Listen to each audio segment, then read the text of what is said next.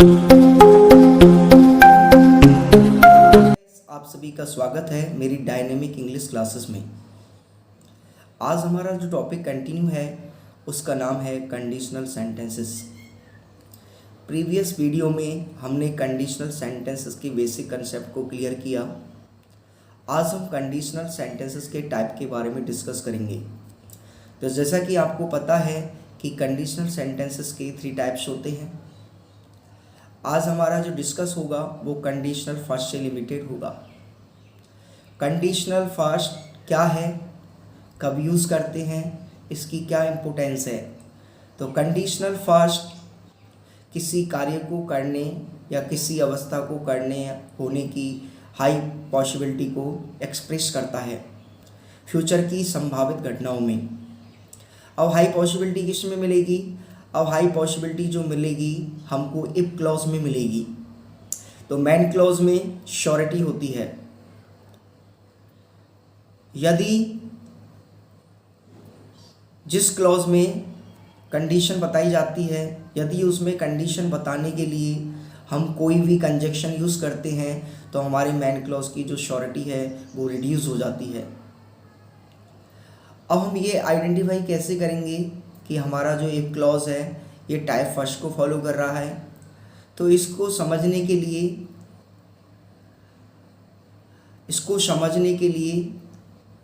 If clause में यदि present tense use करते हैं या यदि इफ क्लॉज में प्रेजेंट टेंस यूज होता है तो हमारा क्लियर हो जाएगा कि हमारा टाइप फर्स्ट बन रहा है।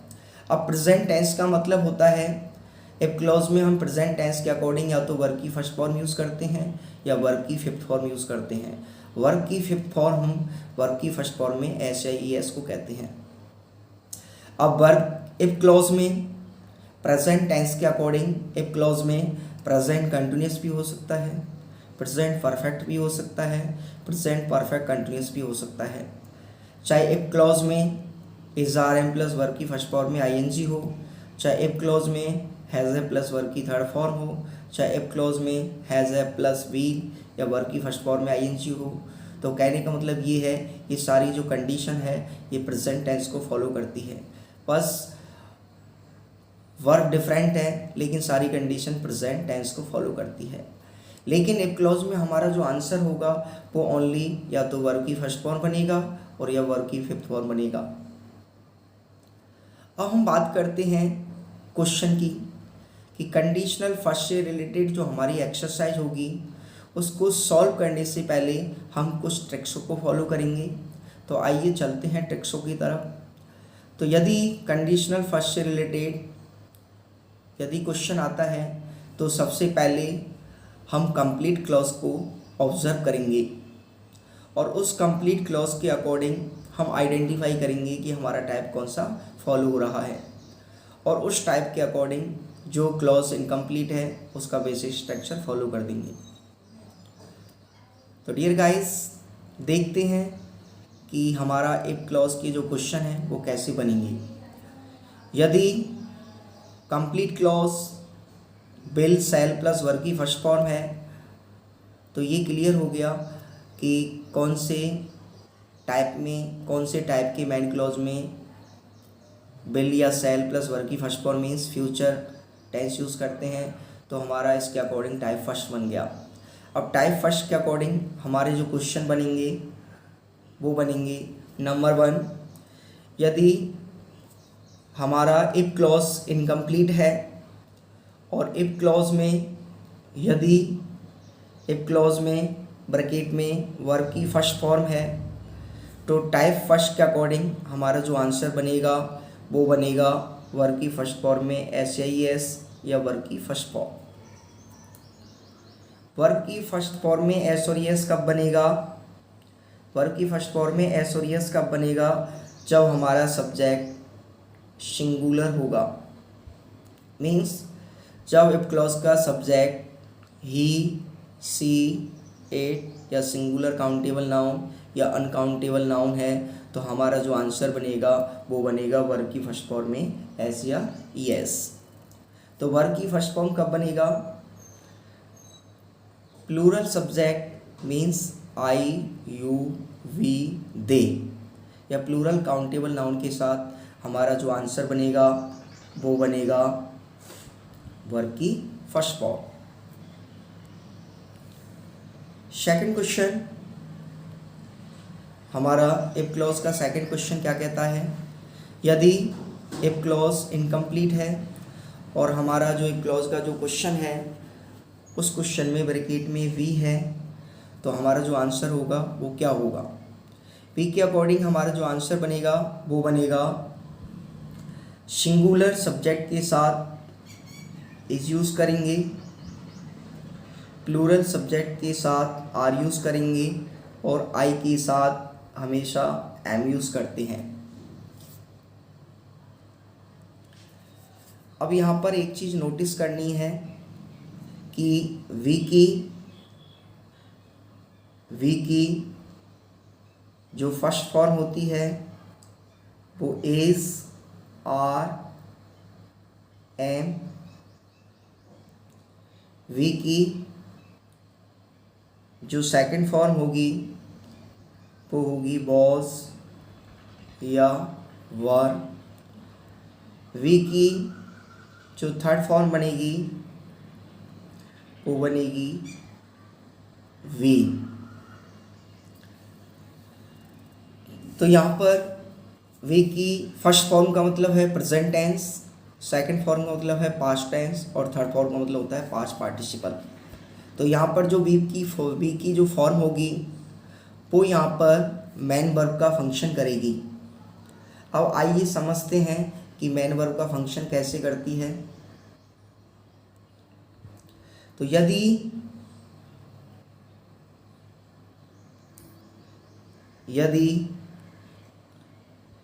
इज आर एम या बॉस वर्ब इनके बाद में यदि मेन वर्ब आती है, तो यहाँ पर जो वी का जो फंक्शन होगा वो होगा हेल्पिंग वर्ब। यदि वी के बाद कोई भी मेन वर्ब यूज नहीं होती है तो वहाँ पर जो वी वर्ब है वो वहाँ पर मेन वर्ब का फंक्शन करती है। अब चलते हैं क्वेश्चन नंबर थर्ड की तरफ। यदि इफ क्लॉज का क्वेश्चन थर्ड को फॉलो करता है, मीन्स यदि इफ क्लॉज में ब्रैकेट में नोट प्लस वर्ब की फर्स्ट फॉर्म है तो हमारा जो आंसर बनेगा वो बनेगा डज नॉट प्लस वर्ब की फर्स्ट फॉर्म या डू नॉट प्लस वर्ब की first form. Does not plus verb की फर्स्ट फॉर्म कब बनेगा, जब हमारा सब्जेक्ट सिंगुलर होगा। डू नॉट प्लस वर्ब की फर्स्ट फॉर्म कब बनेगा, जब हमारा सब्जेक्ट प्लूरल होगा। तो ये हमारे 3 क्वेश्चन हो गए। अब हम देखते हैं यदि कंप्लीट क्लॉज इफ क्लॉज है, यदि हमारा कंप्लीट क्लॉज इफ क्लॉज है और कंप्लीट क्लॉज के अकॉर्डिंग इनमें से कोई भी केस फॉलो हो रहा है, तो हमारा जो टाइप बनेगा वो फर्स्ट बनेगा और टाइप फर्स्ट के अकॉर्डिंग हमारा जो इनकम्प्लीट क्लॉज होगा मेन क्लॉज, उसके क्वेश्चन क्या क्या बनेंगे। तो यदि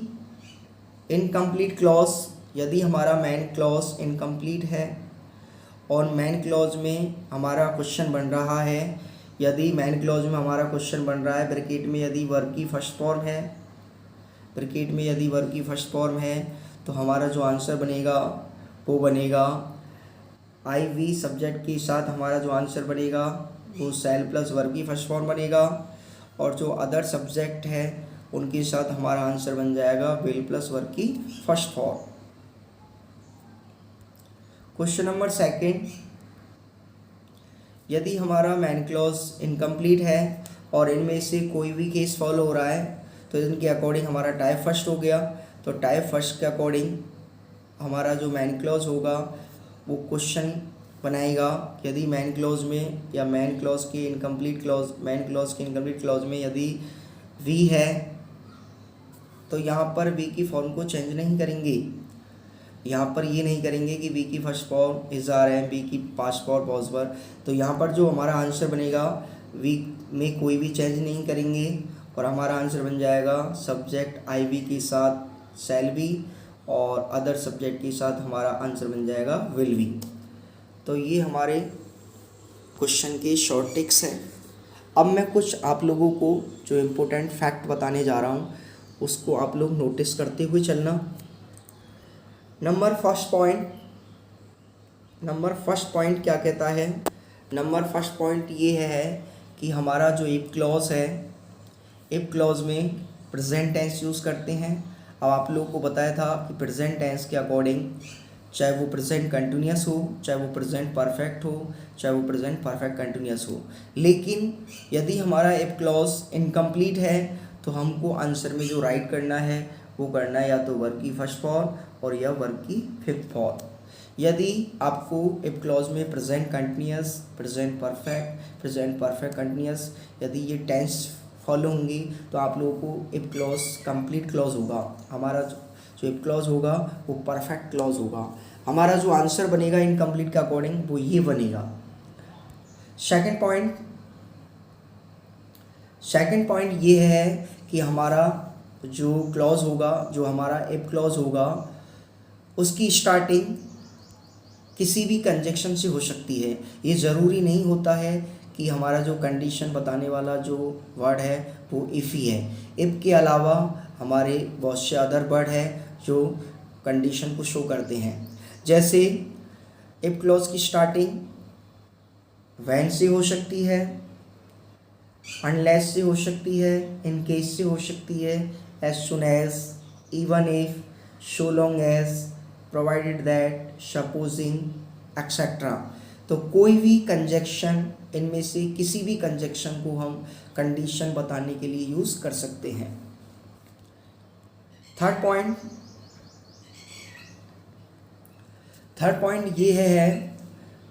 हमारा ये है कि इफ क्लॉज में कभी भी मॉडल यूज़ नहीं होता है।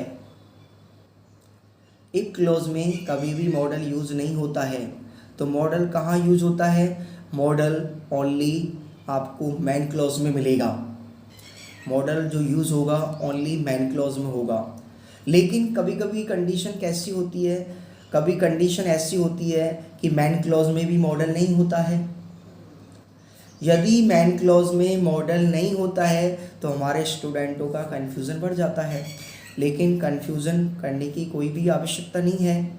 यदि हमारे मैन क्लॉज में मॉडल यूज़ नहीं होता है और हमारा मैन क्लॉज कंप्लीट क्लॉज है और हमको आंसर देना है इफ क्लॉज का, तो हम क्या करेंगे? हम कंप्लीट हमारा जो मैन क्लॉज होगा उसमें हम टेंस को फॉलो करेंगे। टेंस का मतलब होता है वर्ब। यदि मैन क्लॉज में हमारा टेंस वर्ब की फर्स्ट फॉर्म को फॉलो कर रहा है, यदि मैन क्लॉज में हमारा टेंस वर्ब की फर्स्ट फॉर्म है तो हमारा टाइप बन जाएगा फर्स्ट और हम टाइप फर्स्ट के अकॉर्डिंग इफ क्लॉज का आंसर फिल कर देंगे।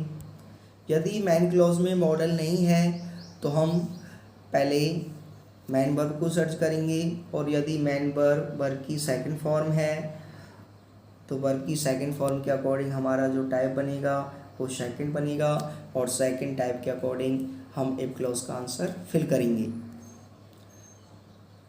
फोर्थ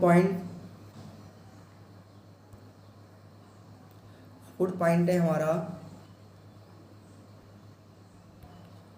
फोर्थ पॉइंट क्या कहता है कि मैन क्लॉज में ये ज़रूरी नहीं होता है कि हमारा मॉडल विल सेल होगा। विल सेल के अलावा हमारे मैन क्लॉज में मॉडल जो है वो मे भी आ सकता है, कैन भी आ सकता है, मस्ट भी आ सकता है और हमारा मॉडल ऑट टू भी आ सकता है। अब स्टूडेंटों का कन्फ्यूज़न बढ़ गया कि सर हम मैन क्लॉज में हम कौन सा मॉडल यूज़ करें, लेकिन हम जो मैन क्लॉज यदि हमारा इनकम्प्लीट क्लॉज है तो हमको मॉडल यूज़ करना है ओनली विल। हमको मॉडल ओनली विल और शैल यूज़ करना है। ओनली मैन क्लॉज में हम विल या शैल यूज़ करेंगे, ना हम मैन इनकम्प्लीट मैन क्लॉज में कैन यूज़ करेंगे, मे यूज़ करेंगे, मस्ट यूज़ करेंगे, ना ऑट टू यूज़ करेंगे। यदि इनमें से कोई भी मॉडल होगा तो वो हमारा कंप्लीट क्लॉज कंप्लीट होगा, वो हमारा मैन क्लॉज कंप्लीट होगा। अब मैं आज की वीडियो यहीं पर फिनिश कर देता हूँ, और फिनिश करने से पहले मैं आपको कुछ बातें बता देता हूँ कि वीडियो को कम से कम 4 या 5 टाइम देखें। आई रिक्वेस्ट यू कि वीडियो को ओनली 1 टाइम नहीं देखें, वीडियो को कम से कम 4 या 5 बार देखें। प्रैक्टिस करते रहे, जब तक हम प्रैक्टिस नहीं करेंगे हमारा कंसेप्ट क्लियर नहीं होगा, क्योंकि practice makes a man perfect. तो गाइस, इसी शुभकामना के साथ मैं आपसे विदा लेता हूँ। All the best, take care.